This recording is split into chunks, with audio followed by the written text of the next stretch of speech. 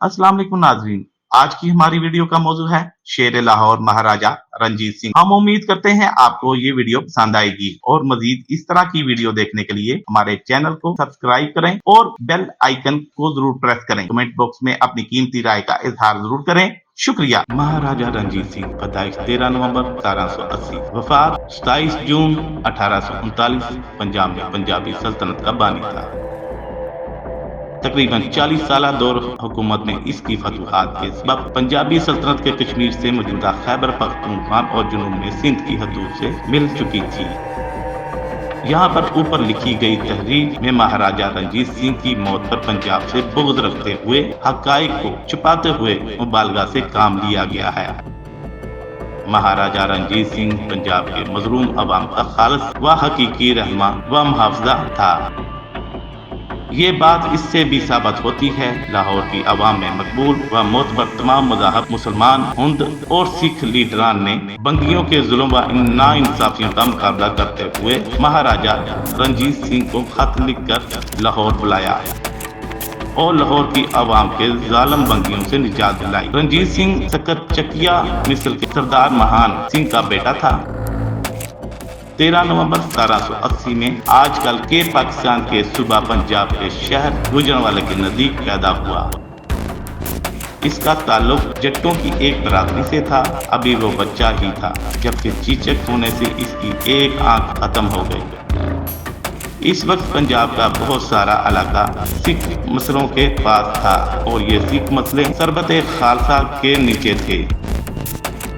इन मसलों ने अपने अपने इलाके बांटे हुए थे। रंजीत सिंह का बाप महान सिंह सकरचकिया मिस्र का सरदार था।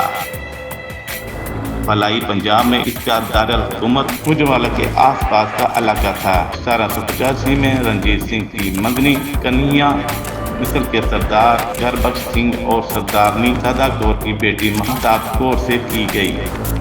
रंजीत 12 वर्ष का था जब इसका बाप मर गया और ये कन्हैया मिस्र की सरबराह सदा कौर की मुश्तरका राज में आया और अपनी मिस्र का सरदार बन गया। 18 वर्ष का होके इसने अपनी मिस्र को संभाला। शेर पंजाब महाराजा रंजीत सिंह की पैदाइश 13 नवंबर 1780 को सकरचकिया मिस्र के सरदार महान सिंह और सरदारनी राजकौर और जिंद सरदार गजपत सिंह की बेटी थी और मालवा का होने की वजह से इसको माई मलवैन भी कहा जाता था। इसके घर पैदा हुआ। इसके बचपन का नाम बुद्ध सिंह रखा गया। जब महान सिंह को इसके घर बेटा होने की खबर मिली, वो एक जंगी मुहिम के दौरान सैयद नगर की मोर्चाबंदी कर रहे थे। जब फतह पाके गुजरांवाला वापस आया तो इसने जद की खुशी में अपने बच्चे का नाम रंजीत सिंह रख दिया। माँ बाप का अकेला बेटा था।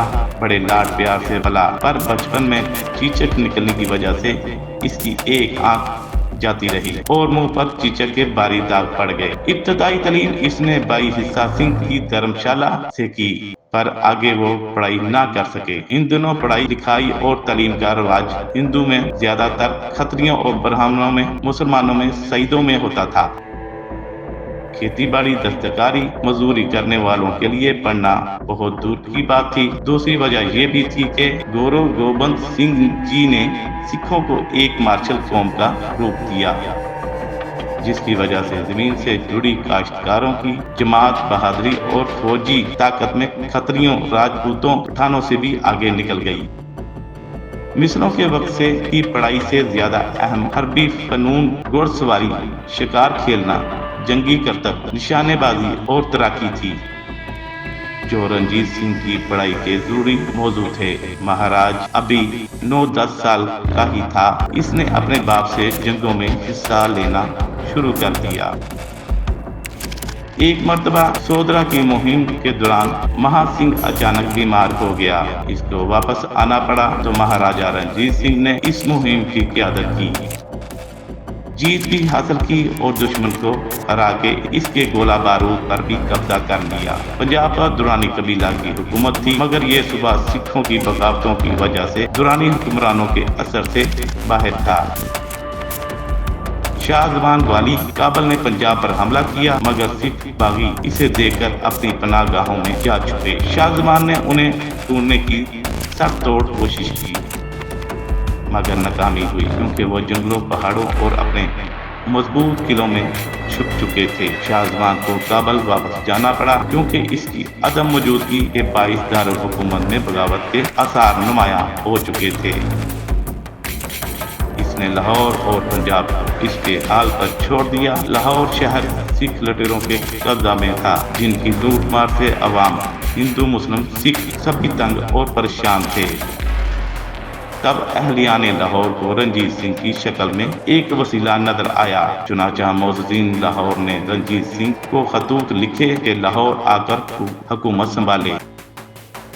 یہ حکم اسے شاہ زمان والی کابل بھی دے چکا تھا۔ لاہور شہر پر مسلمانوں کا اچھا اثر تھا۔ میاں اسحاق محمد اور میاں مقام بہت طاقتور تھے اور لوگوں پر ان کا بہت اثر تھا، اور ان شہر کے معاملات میں ان سے مشورہ کیا جاتا تھا۔ رنجیت سنگھ کی شہرت کی افواہیں لاہور تک پہنچی تو شہر کے ہندو، مسلمان اور سکھ جو بنگی سرداروں کی حکمرانی سے بہت ناراض تھے، اکٹھے ہوئے رنجیت سنگھ سے اپیل کی وہ انہیں اس قہر سے بچائیں۔ اس کے لیے ایک درخواست میاں اسحاق محمد، میاں مقام دانے محمد طاہر، محمد باقر، حکیم رائے اور بھائی گربخش سنگھ نے لکھی اور دستخط کیے۔ جواب میں رنجیت سنگھ نے 6 جولائی 1799 کو اپنی 25,000 کی فوج کے ساتھ مارچ کیا۔ وہ لاہور روانہ ہو گئے۔ محرم کی 10ویں تاریخ تھی اور شیعہ مسلمانوں نے 10ویں کا جلوس نکالا تھا، اور ماتمی جلوس کے موقع پر رنجیت سنگھ شہر کے مضافات میں پہنچا تھا۔ 7 جولائی 1799 صبح سویرے رنجیت سنگھ کی افواج نے پوزیشن سنبھال لی۔ صداکوٹ دلی دروازے کے باہر کھڑی رہی اور رنجیت سنگھ انارکلی کی طرف بڑھتا رہا۔ پٹیشن پر دستخط کرنے پر اس نے کھڑے ہو کر سلامی دی اور اعلان کیا کہ وہ شہر کا مالک ہو گیا ہے اور اب شہر کا نیا سربراہ۔ اس نے شہر کے تمام دروازے کھولنے کا حکم دیا۔ رنجیت سنگھ لاہوری دروازے سے شہر میں داخل ہوا۔ صداکوٹ دلی دروازے سے اپنے دستے کے ساتھ لاہور میں داخل ہوئی۔ بنگی سردار کچھ مزاحمت کرنے میں کامیاب ہوئے اور شہر میں مارے گئے۔ صاحب سنگھ اور مہر سنگھ شہر سے بھاگ گئے۔ چت سنگھ نے شہر چھوڑ دیا اور خود کو حضوری باغ میں صرف 500 آدمیوں کے ساتھ محصور کر لیا۔ رنجیت سنگھ کی افواج نے حضوری باغ کا محاصرہ کر لیا اور چت سنگھ نے ہتھیار ڈال دیے اور اسے اپنے خاندان کے ساتھ شہر چھوڑنے کی اجازت دے دی گئی۔ ہم امید کرتے ہیں آپ کو یہ ویڈیو ضرور پسند آئی ہوگی۔ اپنی قیمتی رائے کا اظہار ضرور دیں اور اس ویڈیو کو اپنے دوستوں میں ضرور شیئر کریں۔ شکریہ۔